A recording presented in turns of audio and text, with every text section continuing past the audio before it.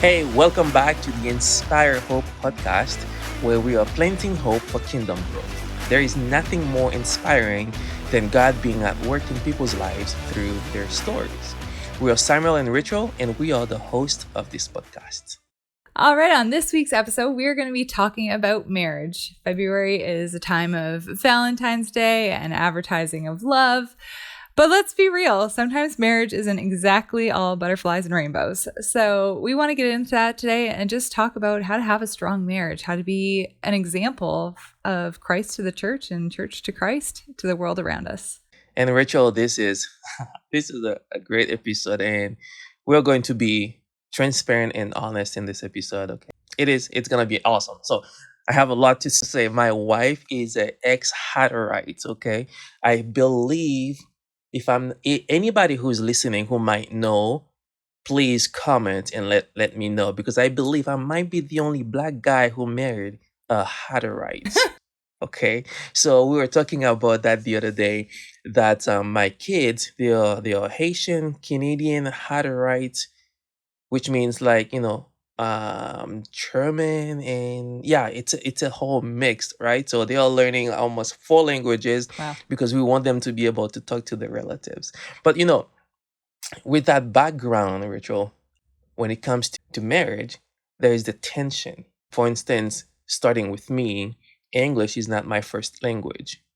So I remember when I was dating my wife, when we were in Bible college and she was my English tutor. And I remember I was putting words together, right? Just to make a sentence.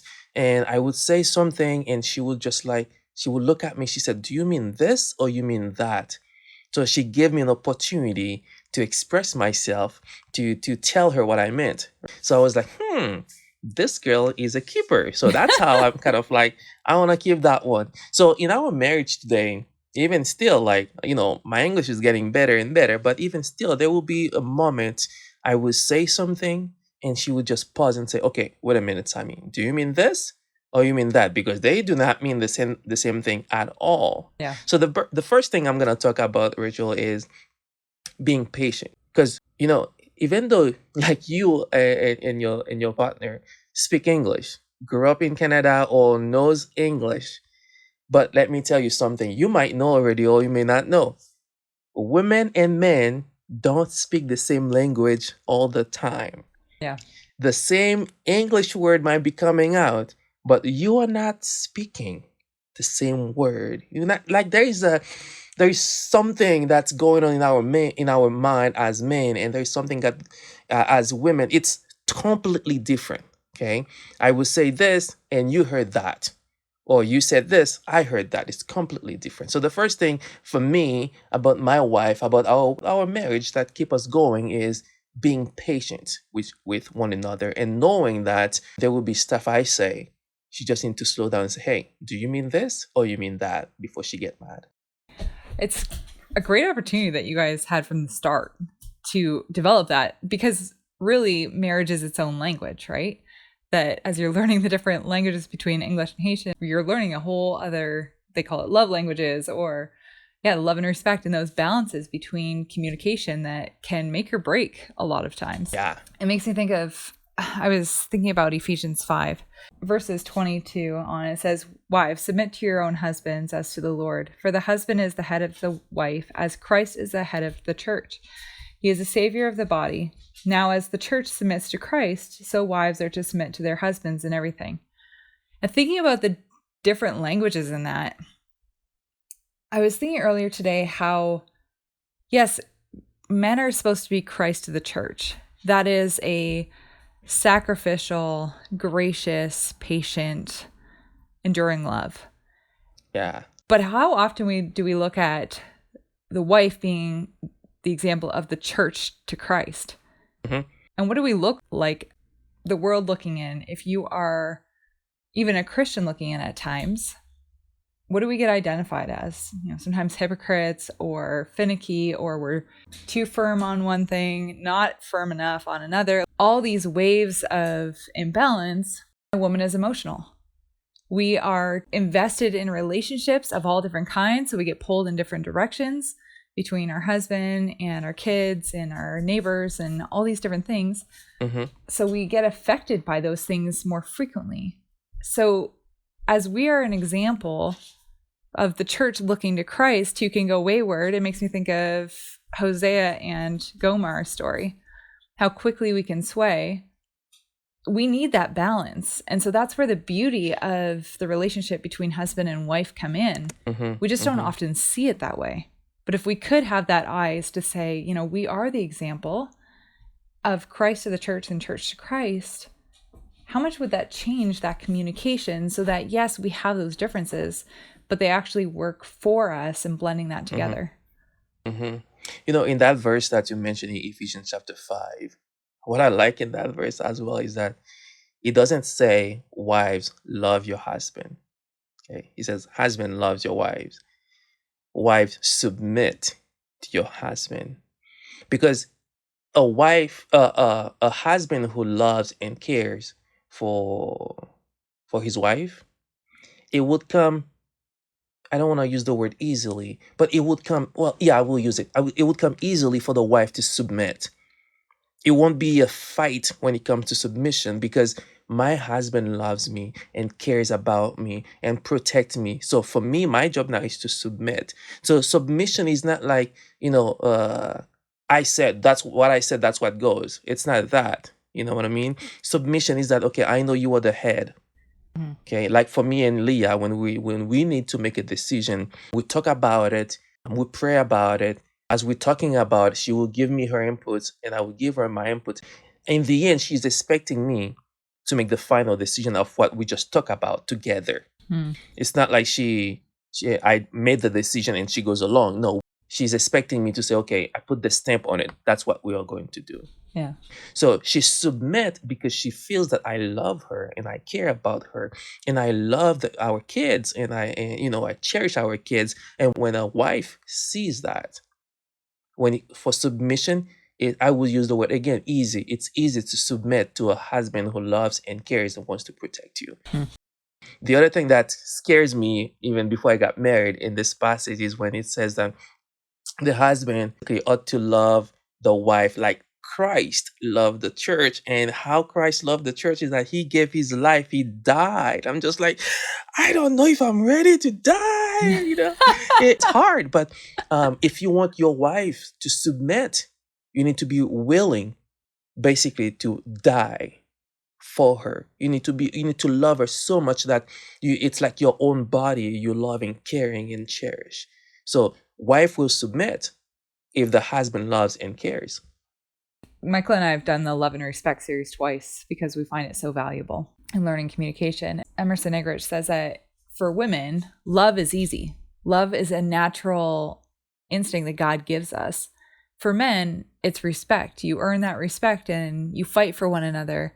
And so when you're in a conflict with your spouse, typically a man will shut down.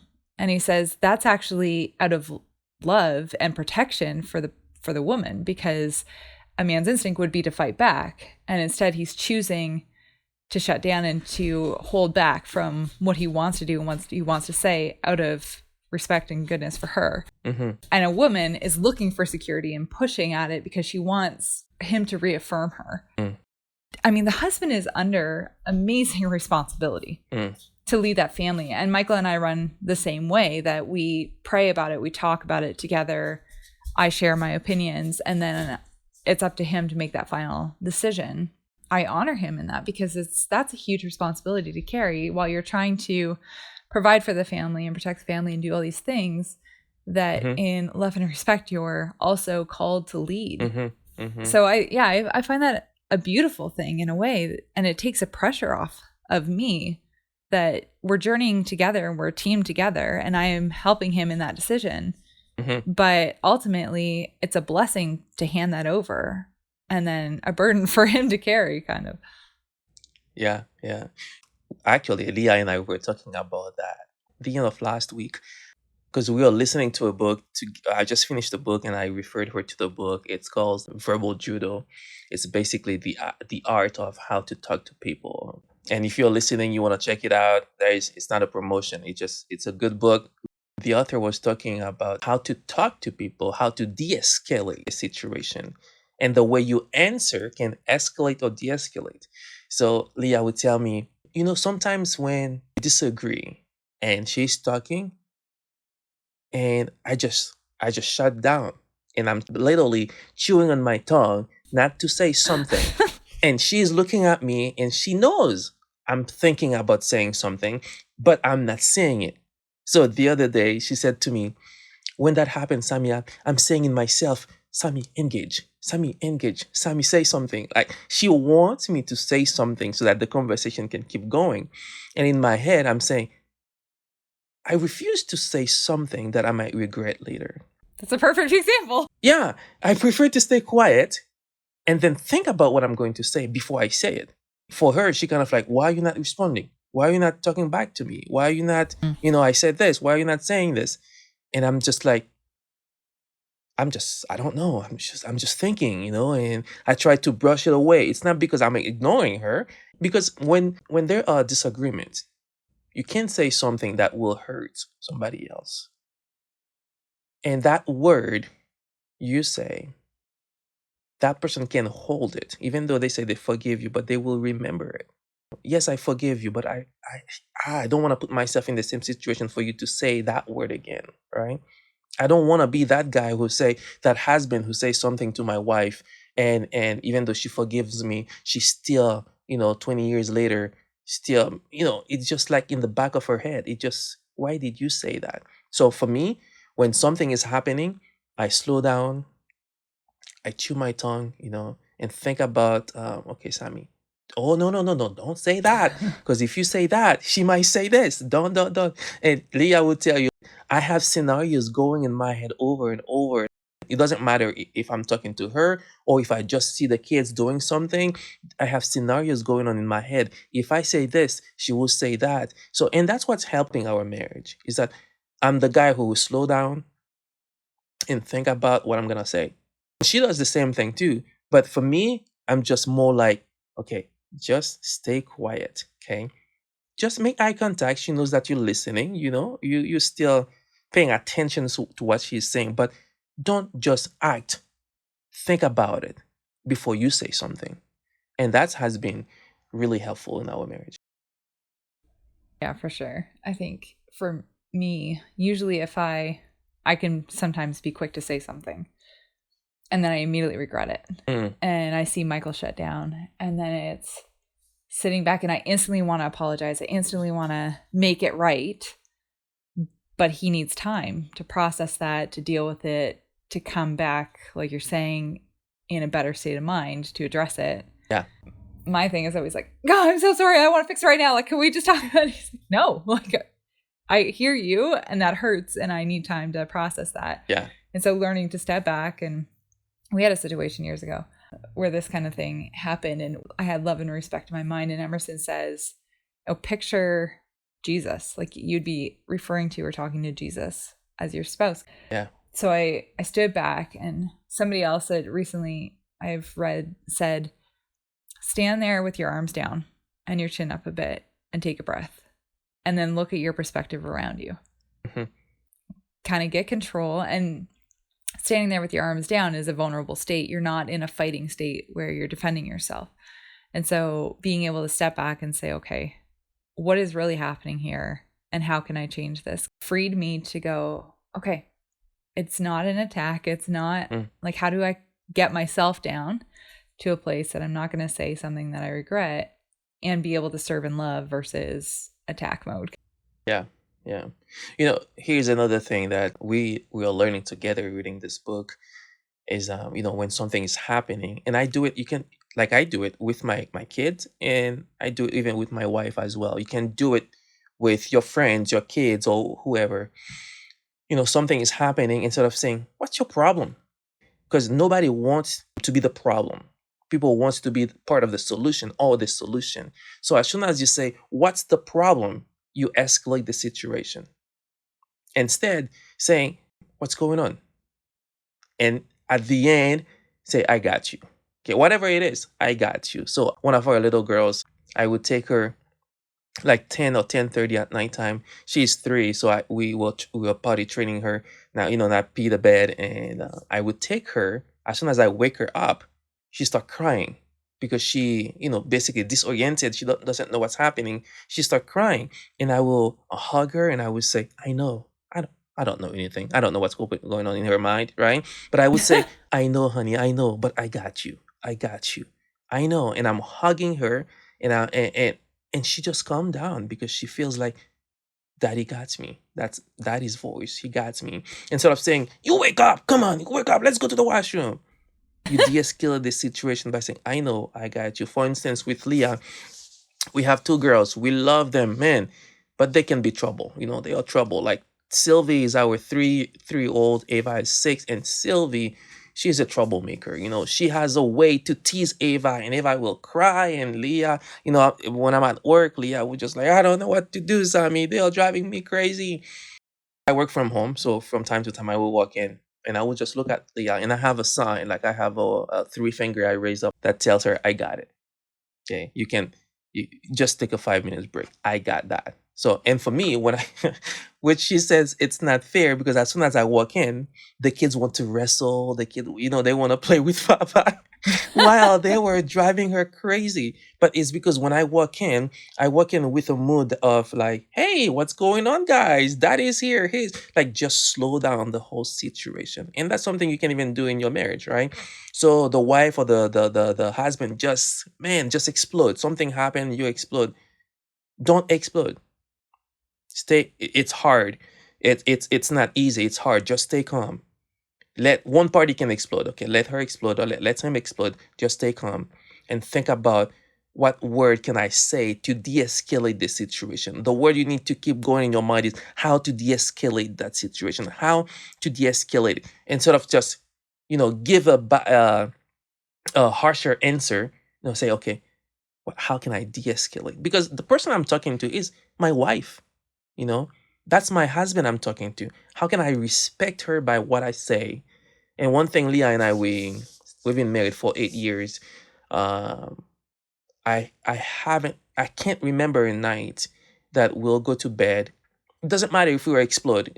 Like we say stuff or whatever in the evening before we go to bed. We'll snuggle. I would say I'm sorry. And for a Haitian, let me tell you, for a Haitian to say I'm sorry, it's not the same way as Canadians saying sorry. It takes Haitian a lot to calm down and say, okay, you know what, I'm sorry. I don't know why I say that, but I said it. I'm sorry. And can we start over? And you know what's happening now? Our kids heard us saying it over, like, "Hey, honey, I'm sorry. Can we start over?" And my little girls will say when they do sometimes, say, why did you do, Daddy? I'm sorry. Can we start over? And I'm just like, ah, it's just like, oh man, yeah. Yeah, the example that we are, right? Like we're to be an example to the church, but how much more are we an example to those close to us and around us?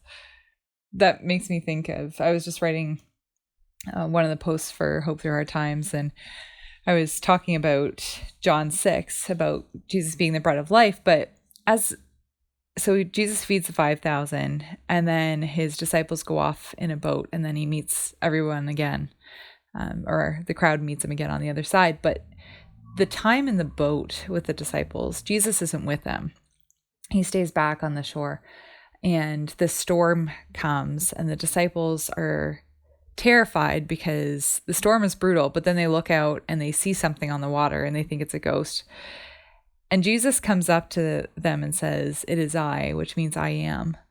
That's enough to bring the peace. It made me think, for anybody that has done lifeguarding training or is aware of, swimming lessons, they teach you how to defend yourself in the water while doing a rescue, which doesn't seem to make sense. Like if you're rescuing somebody, why are you defending yourself? But often when somebody is drowning, they panic. And so the adrenaline's pumping, they panic, and they actually try to attack the lifeguard versus accepting the help. And so the lifeguard has to defend themselves and save the person and get them to de-escalate. Just makes me think about that in marriage. Mm-hmm. the disciples on the boat see Jesus and they are terrified. And so those emotions come out until he speaks. Because God's, his word has authority. And so he just says, I am, and it settles them. Mm-hmm. What if we were to look at our marriage that way Mm-hmm. and say, this is the closest person Mm-hmm. that I have on earth to me, who loves me and respects me. What if I tried to accept that lifeline? Mm. Even if they're the ones kind of upset with us, how do I join that versus attacking Mm-hmm. to defend myself? Mm-hmm. Just kind of an interesting thought. It is, because again, that's, people might say, well, it's easy to say, Sammy, because you're not in my situation. You don't know what I'm going through with my partner. You don't know how he talks to me or how she talks to me. But the thing is, I think you were saying that earlier. It's like when you start changing, that's when you're gonna see the change happen.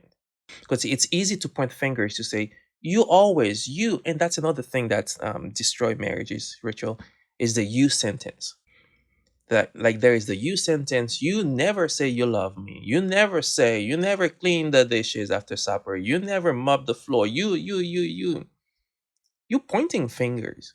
Even for me today, when I'm talking to Leah, and if I use a you sentence, I told her, like, hey, this is a you plural, okay? I'm not pointing at you saying you. That's y'all, okay? So it's just a tiny thing, but when you say you, the person feel like I need to defend myself. And it's just human being. Like, you never say you love me. I never say I love you. You remember when I said that the other day or whatever? Like, they start trying to find a way to defend themselves, right? Instead, finding another way from using the pronoun you, always, you, never. That destroy marriages.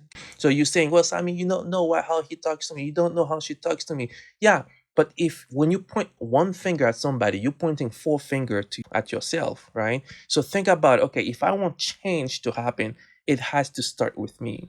Mm-hmm. All the explosion that's happening in our marriages is because there is something. Nobody's innocent, okay? There is something I am doing that causing the explosion. So why don't I take a deep look inside of me and say, okay, what is it that I'm doing that causing him or her to say that, to act like this? So is it something that I can change? Mm-hmm. And if I can change it, why don't I start working in me, changing that? And then she gonna see the change and they will respond. Mm-hmm. Yeah, always tell me, Sammy, I respond how you talk to me. Okay, the tone you talk to me, that's how I come back. So if I'm talking smooth, she's not gonna, sometimes somebody is Yeah. expecting anger answer. Like, you angry, they're expecting you to get exploded. And then you give a smooth answer, a soft answer, but they were already ready to explode because they know you should say that. And then it's psychology. You switch it for saying something else, and now they're gonna start seeing the change. And then that's when you want them to change, because you start working in yourself first. So work in yourselves first.